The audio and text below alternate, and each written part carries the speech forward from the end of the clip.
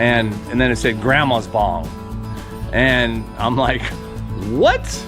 These leaves, almost every leaf here is from these 3 trees right here. And if you know kratom, that's the choice of drugs. What?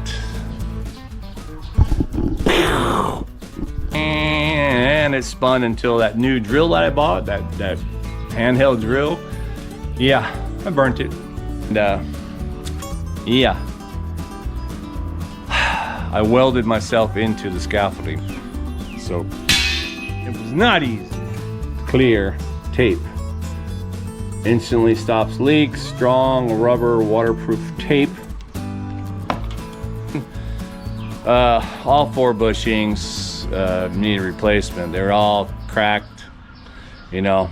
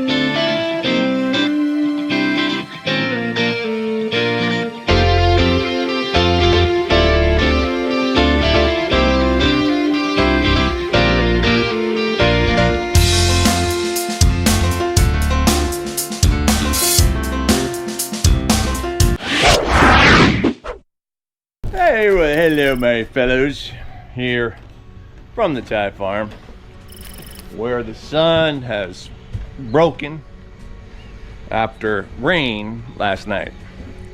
I did have like 2 days, I don't know if it rained at night, but I had like a couple of hot days. Oh, my shoulder, oh. And that was a good feeling. Also because of my lungs, man. I think my lungs prefer baking hot weather. They just feel better. That said, I am in the rainy season, so I got to deal with it. And that means coughing every morning and coughing at night. But I don't know, my cough is changing, so I don't know what that means, but I'm not spitting up stuff. I'm just kind of hacking. And it seems like I've been coughing for a couple months, so now I was just thinking about this morning. It was like I kind of feel like I'm supposed to cough, and so even if I'm not gonna cough, I like maybe force myself to cough because I think I'm supposed to be coughing. Like that, you know, clearing my throat more than I should, than I probably need to. I have to train myself to relax more as my coughing, you know, as it gets better, so to speak. I need to not worry about that so much. But anyway, so a few things that I need to be doing today. I'm already started. I'll put you on here. I'm using my bucket and my water blaster. I'm gonna go ahead and I already blasted this whole section. So I blast, you know, I've showed this before, like you'll get this kind of stuff. The little white heebie-jeebies in there, and I just wanted to blast all those off. And also because if you remember watching that previous previous video where I redid the little mini bathroom thing there, and I had that leak. Well, the leak had you know, it had been leaking underneath here, right, and it was coming out, leaving them damn watermarks. That's actually silk probably or something. but I want to get the water blaster. I'm gonna blast all that clean and stuff too, and then re-lacquer it a little bit so that it's just back to normal. I don't have to worry about that anymore. What else? Oh yes, and of course my wife has asked me, dude, can you cut the grass? It is overgrown again, and with all the, you know, wind and of course the rain, it's just littered with all this. Actually, almost, you know what? These leaves are the kratom. These leaves, almost every leaf here is from these 3 trees right here. And if you know kratom, that's the choice of drugs. But anyway, I want to finish that. Yeah, speaking of my lungs, so check this out. So I've been coughing and all that stuff. My wife was like, dude, you got to go to the clinic over here. The clinic over here is, you know, the lady told me there's like, they have like a lung washing over there, and it works miracles, and it worked miracle on her son and all this. And I'm like, well, yeah, no. And then she's like, yeah, you know, you're so stupid or whatever. But, you know, I know what she's trying to say, I think, which was that and I know what there is. She especially mentioned a little kid. That's really just when you have asthma, you go in there and they put you on the nebulizer, and you just breathe that albuterol at a higher concentration, you know, oh, now I can breathe or whatever. Because there's no magic treatment to wash your lungs. I mean, if they can wash your lungs, they can do this whole pleural evacuation or whatever, but they have to totally sedate you. They can only do one lung at a time, so the other ones keep breathing. And then you have to come back after you heal to do the other lung if you really need to have something cleaned out, like, you know, black coal disease or something like that. And which, you know, I probably need a lung wash. But anyway, so I said, fine, let's go. So we went over there, and yeah, sure enough, yeah, it was a nebulizer. And I have the albuterol inhaler that's basically a nebulizer. And so I was like, no problem. So I let him do it, whatever. And the guy gave me a shot. He gave me a steroid shot. I have a steroid inhaler too, but he gave me a steroid shot on my arm. He said it was like a, you know, like a stronger one or whatever. And then they gave me 2 little bags of pills. Take 3 pills a day. Right? But anyway, the shot. Oh, and they gave me antibiotics, azithromycin, of course, for 3 days. Oh yeah, and another thing about my lungs. I did go after that doctor visit. I went and got a chest x-ray because I needed to see it, man, to see if there's any kind of obstruction or anything like that. And we went to the hospital after hours, the local hospital after hours, which makes after 4 o'clock, it's like a cash clinic. So, you know, it's a little bit different. But anyway, got my chest x-ray and they came back normal. Boom! Thank you very much. So that's a good thing. At least the checks appears normal anyway. There's no, you know, there's no fibrosis going on or some big obstruction or something like that, or enlargement or anything like that. Diaphragm looks good and everything like that. But anyway, yeah, man. So during that short course of meds, the shot, I know it was probably the shot because the steroid was aimed at your you know, esophageal airway and chest cavity, kind of, not the chest cavity, but, you know, all this stuff up in here. And dude, I got the hiccups. And I got the hiccups like all day and night for 3 days. I thought I was gonna stay, and I was like, oh my God, I'm Googling this thing. And then most everything on the Google pointed towards the steroid. So I figured, yeah, you know what that is. So anyway, that's I stopped that like 2 days ago, 3 days ago. So I don't have that problem anymore. Thank God. It was good to know that those incessant hiccups, and hiccups, man, it ain't easy. If I'm sitting here going, it was almost like I had Tourette's, man. I was in there going, and it's a flex, right? It's a flex on all these muscles. So, you know, I'm still recovering with my chest muscles. It felt like my clavicles were gonna snap from hiccuping all the time. I can't imagine those people that have like that, you know, that disease or whatever it is, affliction, where they are actually hiccuping themselves into the hospital. But anyway, I'm on the other side of all that. Thank God for small favors. The medicine, oh yeah, those little pills. So they give them to you in white. It's like a yellow pill and a pink pill, and they give them to you in a white little plastic bags. And on the bag, when you should take it, how often, you know, like that. And then they write not the name of the pill, because it just looked like little cross tops actually, but like what it's for or whatever, like in Thai, right? And I'm like, So I typed it into my translator so I could see what it was saying it was for or whatever. And so the yellow one came up with it just said cough, you know, like, okay, that one's for the coughing part. And the other one, it wasn't written that well, but I changed different letters to see whatever, and every time I put it in there, it was coming up with like the word bong, and then it said grandma's bong, and I'm like, what? I had a good laugh on that one. But speaking of which, and a good laugh, guess what? El completo. Yeah, it's finished. Let's get my picture. So I got that up there, and it was no simple feat. I literally could only do, like, I did the 2, or I did that 1, I think, in the previous video. Then I did that one, and then I had to recut that corner, if you remember. Right, I had to cut that divot out of there, and I had to do the same for that side. And then I realized once I was up there and all that, it wasn't like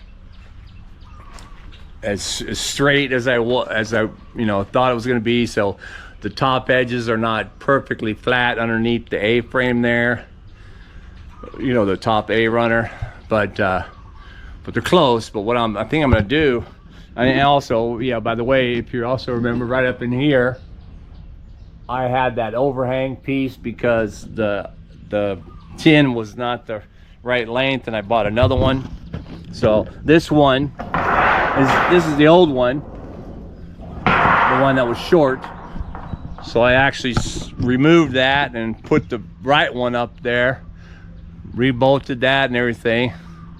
But I can't bolt in the middle still. I think I'm actually gonna wait until I drain water out of this pond in a couple months or something, and then I'll use the bamboo ladder. I was gonna get a bamboo ladder and stick it right in the water, you know, into the soft mud, and let it just keep going down until I could angle it to the right angle and get up there and do it like that. But yeah, I don't think so. I think it's gonna keep going. As long as the more I climb, the more it's gonna slide down, and I need it to be a little bit drier, I think. Anyway, I'm not worried about it. It's all bolted on this end and on that end, so it ain't going nowhere. But yeah, and you know, each one of these screws, where is it? You know, so I had to screw these the bars that I welded on there are thicker, right? And the frame for the plastic is thinner. So I had to get this through the thick and then into the thin, so to speak. But this, no, it just was not wanting to do that. What I was doing was I was taking these, which are like, these are more metal. I don't know what this is. This looks like it's either coated or some kind of galvanized aluminum, or I don't know what it is. It's metal, but anyway, these cut into that real easy. So I'd cut the first hole through the thick one with this, then I put this one and go through there and have screw there. But invariably, even this, it would be like spinning on the other end, and it spun until that new drill that I bought, that handheld drill, yeah, I burnt it. I just kept spinning. Come on, I got a couple done. I muscled my shoulder, and then all of a sudden, I could see the smoke. God dang it! I just bought that thing. So, and then anyway, so what I'm trying to say is that for every screw that I put in there, which there's not that many, there's 1, 2, 3, 4, 5, 6, 7, 8, 10, or whatever. For every screw that I put it in there, it was like I had to try it 5 or 6, 7 times. So it was not easy, but I got it done. And the biggest popa or whatever of the whole thing was, so, you know, I had this side finished, and I had my scaffolding up. If you remember, I had both scaffolding up there. Well,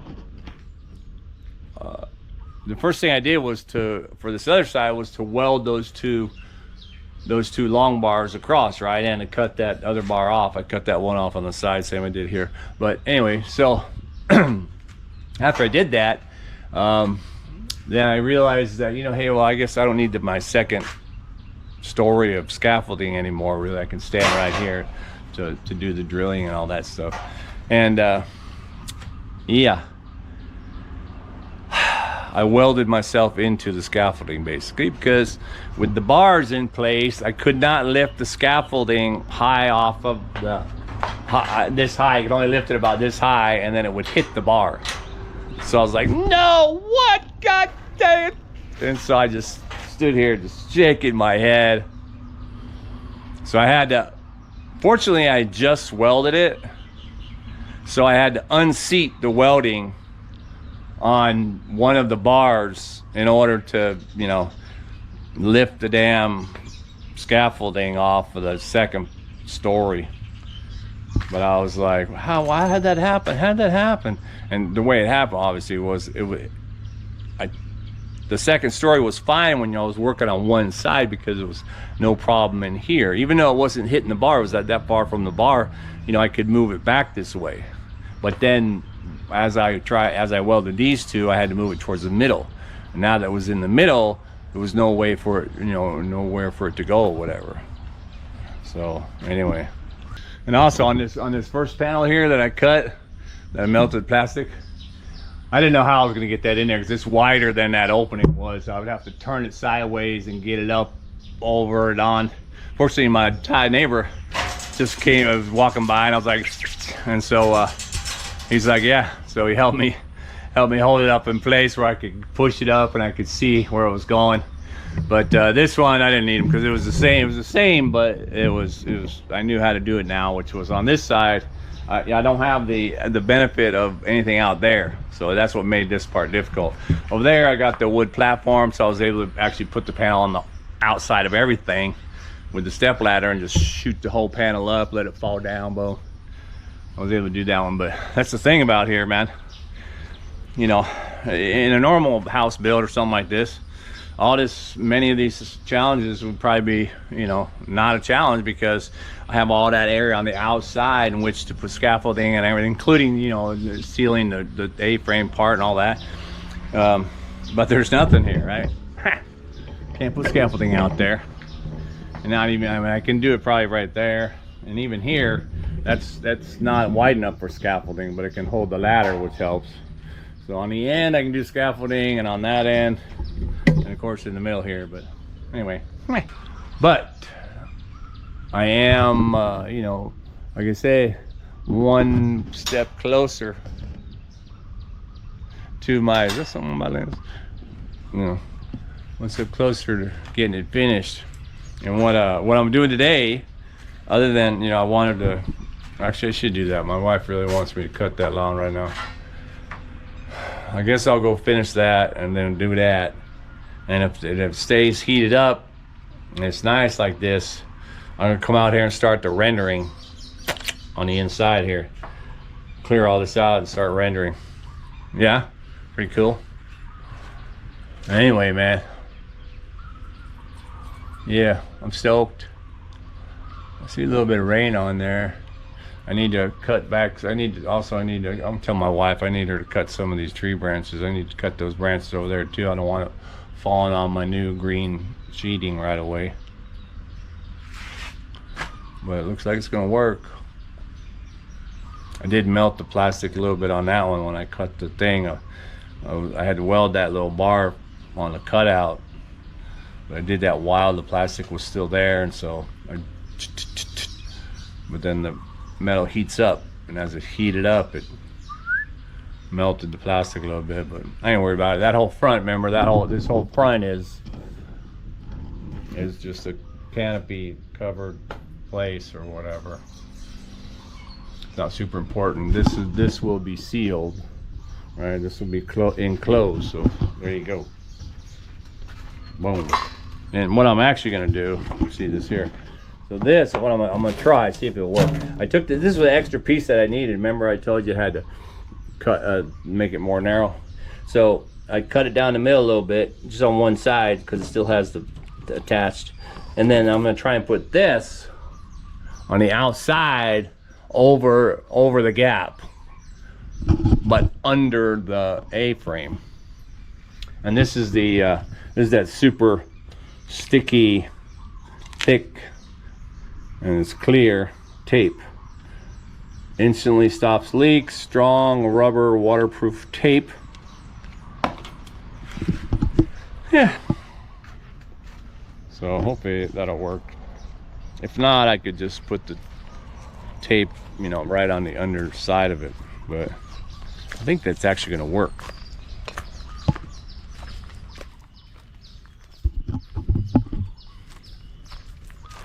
Alrighty.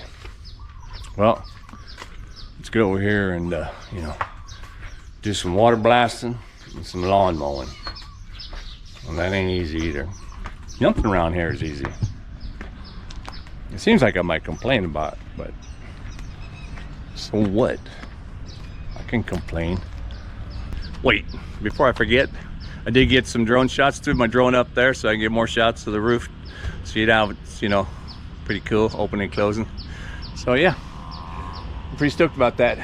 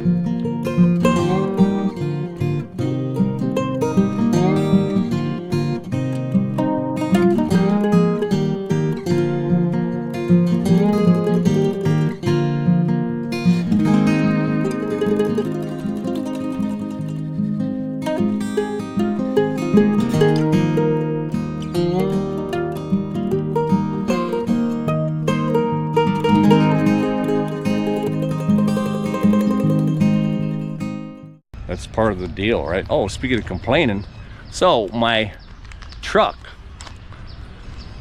I kept hearing and I might have mentioned this in you know, a couple of videos back. I was working. Oh yeah, remember I mentioned in a video where I tightened the tail light because I kept hearing the complink plinking or whatever, and then I was like, it wasn't moving now, so it was all cool. I was like, cool, and so, you know, everything was cool. Well, no, it was complink plinking more, and I was like, what the hell?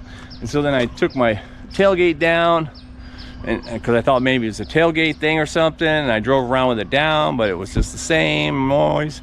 So I put the tailgate up. Anyway, I took the tailgate that, you know, has the bed liner on the tailgate. I took that off. Actually, I took off the panel so I could look at the mechanism, see if anything was unscrewing and all of a sudden rattling. No, I had my wife drive the truck. I hopped in the bed of the truck to listen, and I said, man, there's it sounds like something's underneath or whatever. And then I looked, and I did see my chain hanging down from my spare tire, which shouldn't be there. So I, you know, cranked it all the way down to the bottom and then cranked it all the way back up, and then, you know, the chain's back where it should. So, but still, that wasn't it. And then when we drove into town, you know, to the market, whatever, and sure enough, it's still crank. What the hell? So yesterday, I got underneath there, and I had my wife stand up on the bumper, and I said, just, you know, just shake the truck because it made the noise when it shook.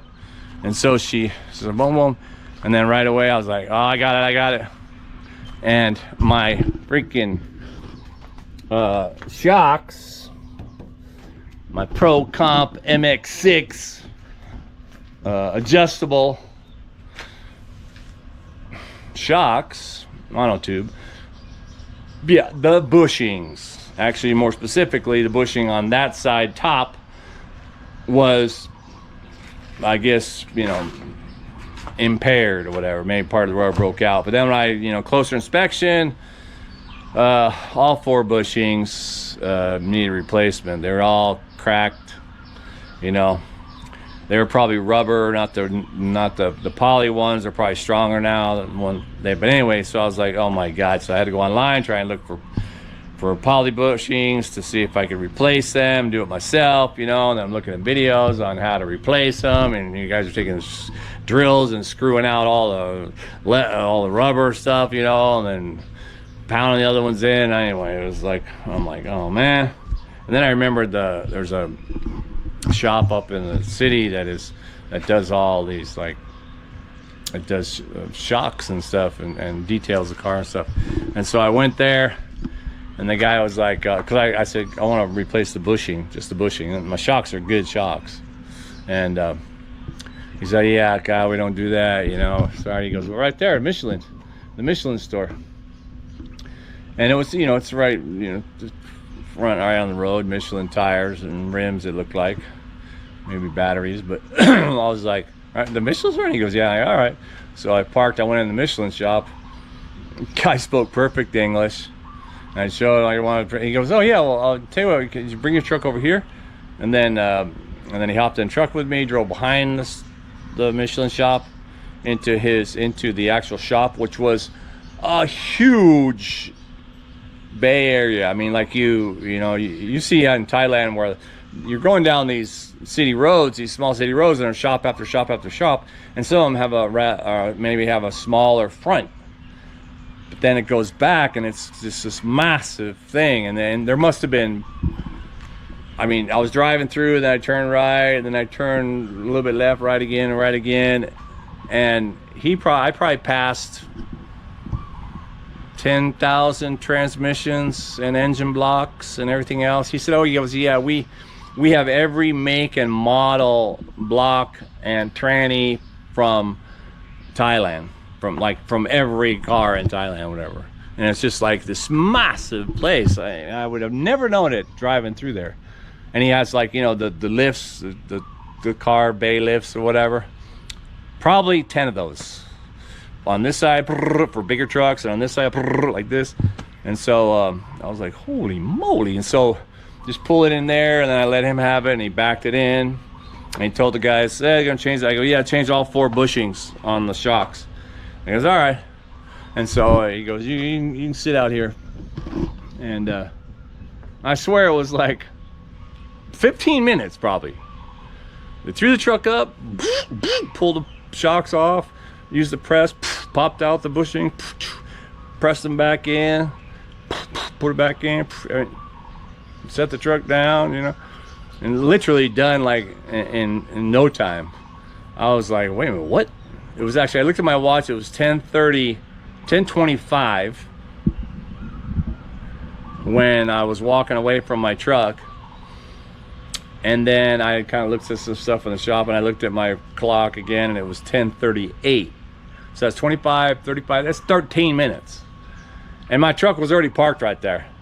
And the guy was walking over with the bill. I was like, what?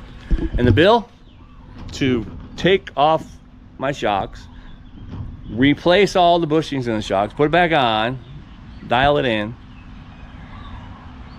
400 baht for the bushings, 300 baht for the service.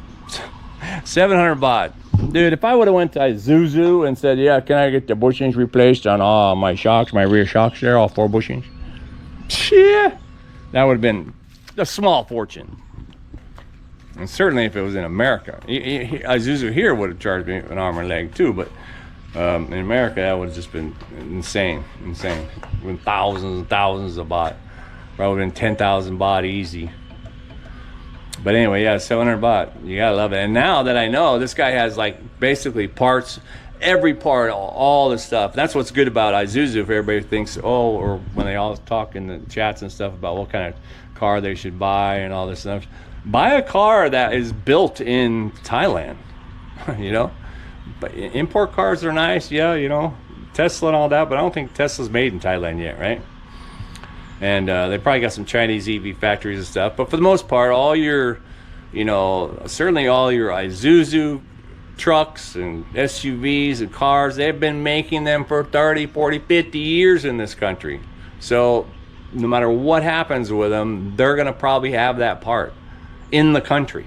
They don't have to send to Japan to get it, or send to Germany and wait 6 months to get it and all that other stuff. You know, buy a car that has a history in Thailand, and you're probably guaranteed to keep your car, you know, for many years to come. So good to know that, like I say, if anything happens, I can probably go there and find parts for it. All right, man, enough chit chat. Let's get something done. Back at you.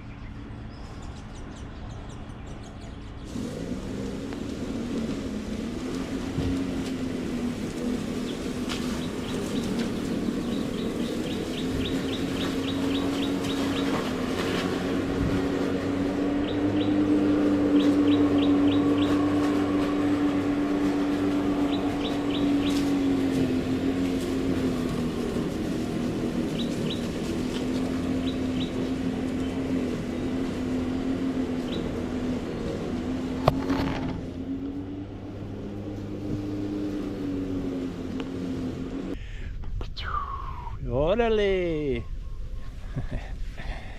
Well, it's finished. Well, you can see the camera fell into the bushes, so I was going to do a time lapse for the whole thing, but that'll have to be it. And I'm dying right now, so I don't know if I'm going to get to that rendering, man.